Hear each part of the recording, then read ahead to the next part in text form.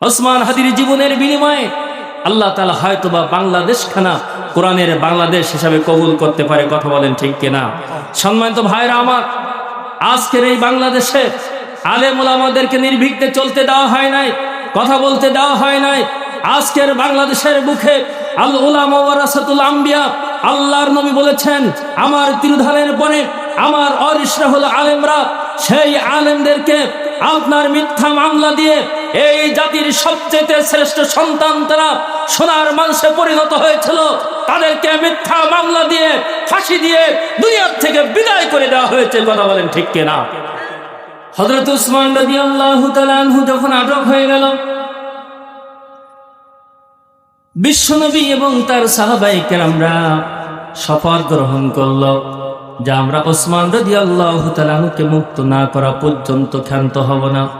আল্লাহ পাক রব্বুল আলামিন বললেন, ও মুসলমানেরা, তোমরা যে ওয়াদা করেছো, শপথ করেছো, মূলত নবীর সঙ্গে করো নাই, আমার সঙ্গে তোমরা ওয়াদা করেছো। আমি আল্লাহ পাক রব্বুল আলামিন তোমাদের শপথ কেন কবুল করলাম? তোমাদেরকে যত শক্তি দেওয়া দরকার আমি দেবো, সাহায্য করা দরকার আমি দেবো, তারপরেও তোমাদের সিদ্ধান্ত ঠিক আছে। কথা বলেন ঠিক কিনা? আমার ভাইরা,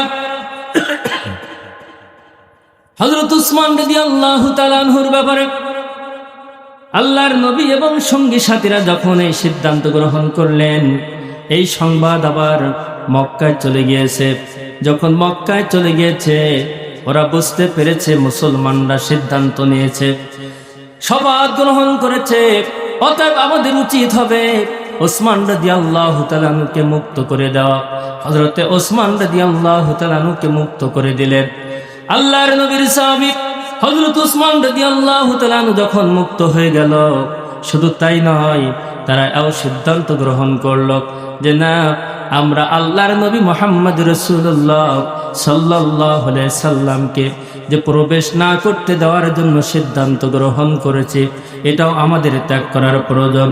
এই কারণে মক্কার অলিতে গলিতে আল্লাহর নবী এবং মুসলমানদেরকে প্রবেশ করতে না দেওয়ার জন্য যে সমস্ত জনশক্তি তারা নিয়োগ করেছিল, তাদেরকে উঠাই নিল।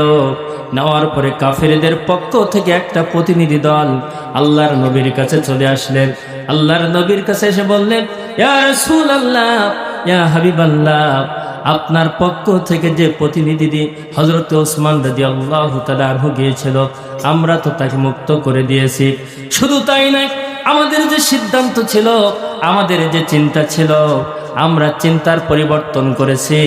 আমরা ওই সমস্ত জায়গা থেকে সমস্ত লোকজনকে উঠিয়ে নিয়েছি, সমস্ত পাহারাদারকে উঠিয়ে নিয়েছি। অতএব ইয়া রাসূলুল্লাহ, ইয়া হাবিবাল্লাহ, আপনি আপনার পক্ষ থেকে, বাহিনীর পক্ষ থেকে, মুসলমানদের পক্ষ থেকে যে সিদ্ধান্ত নিয়েছেন, আমাদের দাবি হলো আপনি আপনার সিদ্ধান্ত পরিবর্তন করে। সম্মানিত ভাইরা আমার, আল্লাহর নবী বললেন, কেন পরিবর্তন করব? আল্লাহর নবী যখন এই কথা বললেন, কাফেরা বলল, আপনি একটা সিদ্ধান্ত নিয়েছিলেন, আমরা একটা সিদ্ধান্ত নিয়েছিলাম, আমরা উভয় সিদ্ধান্তটা পরিত্যাগ করে এটা বাদ দিয়ে দেই। সিদ্ধান্ত বাদ দিয়ে আমরা আপনার পক্ষ থেকে, আমাদের পক্ষ থেকে উভয়ে মিলিত হয়ে একটা সন্ধিতে লিপ্ত হয়ে, একটা সমঝোতায় লিপ্ত হয়ে যায়, যাতে করে আপনি আপনার দ্বীনের কাজ আপনি করবেন, আপনার ধর্মের কাজ আপনি করবেন, আমাদের ধর্মের কাজ আমরা করব। আল্লাহর নবী বললেন, মনে মনে বললেন, এটাই তো আমি চাই, আমার জন্য সামনে একটা ফাঁকা পথ দরকার, নির্বিঘ্নে যাতে কাজ করতে পারি, মুসলমানরা যাতে চলতে পারে। কিন্তু আল্লাহর নবী বললেন, হ্যাঁ, এটা আমরা সমঝোতা করব ঠিকই, কিন্তু আমরা তো কাবা শরীফ তওয়াফ করার জন্য চলে যাব। আল্লাহর নবীকে বললেন, ইয়া রাসূলুল্লাহ, ইয়া হাবিবাল্লাহ, যদি আপনারা আমাদের সঙ্গে সমঝোতায় হন, উভয়ের পক্ষ থেকে কিছু দাবি দেওয়া রয়েছে। দাবিটা হলে, আমাদের পক্ষ থেকে দাবি হলো, আপনারা এবছর উমরা না করে, তওয়াফ না করে এখান থেকে মদিনায় ফিরে যাবেন। আল্লাহর নবী জনাবে মুহাম্মদ রাসূলুল্লাহ সাল্লাল্লাহু আলাইহি সাল্লাম কথা বললেন না। আবার পরবর্তীতে এই যে সন্ধি হচ্ছে, অনেকগুলো শর্ত ছিল, তার মধ্যে একটা শর্ত হলো এবছর কাবা তওয়াফ না করে ফিরে যেতে হবে। অপর একটা শর্ত হলো, এই মক্কা থেকে যদি কোনো মুসলমান মদিনায় চলে যায়, তাহলে মদিনাবাসী মক্কাবাসীকে ফেরত দিতে হবে। আবার যদি মদিনার থেকে কোনো মুসলমান মক্কায় চলে যায়, মক্কাবাসীরা ফেরত দিতে পারবে না। আমার ভাইরা, এই ধরনের আত্মঘাতী সিদ্ধান্ত যখন চলে আসলো, বিশ্বনবী সাল্লাল্লাহু আলাইহি সাল্লাম তিনি তো ওহী প্রাপ্ত ইন্না ফাতাহনা লাকা ফাতহাম মুবিনা, এই যে সন্ধি, এই সন্ধি তো আল্লাহ প্রদত্ত সন্ধি। বিশ্বনবী কোনো কথা বললেন না। এক পর্যায়ে এই সন্ধিতে উভয় পক্ষ স্বাক্ষর করলেন।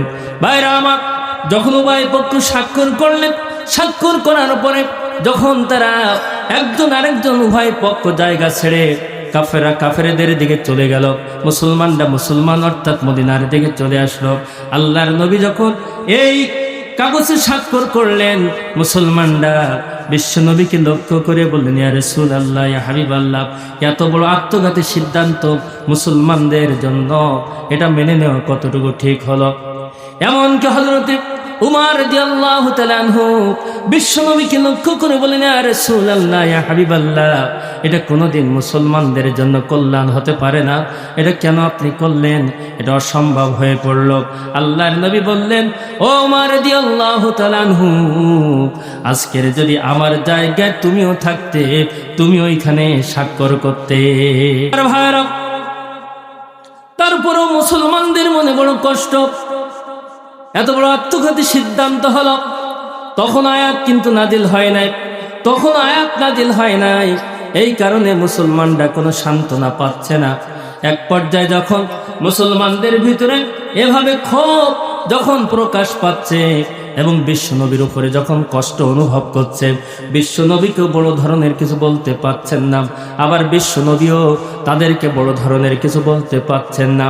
এই পরিস্থিতিতে যখন আল্লাহর নবী এবং মুসলমানরা মদিনার উদ্দেশ্যে রওনা হলো, প্রতিমধ্যে যে আল্লাহ পাক রব্বুল আলামিন আয়াতখানা নাজিল করে বলেন, ইন্না ফাতাহনা লাকা ফাতহাম মুবিনা।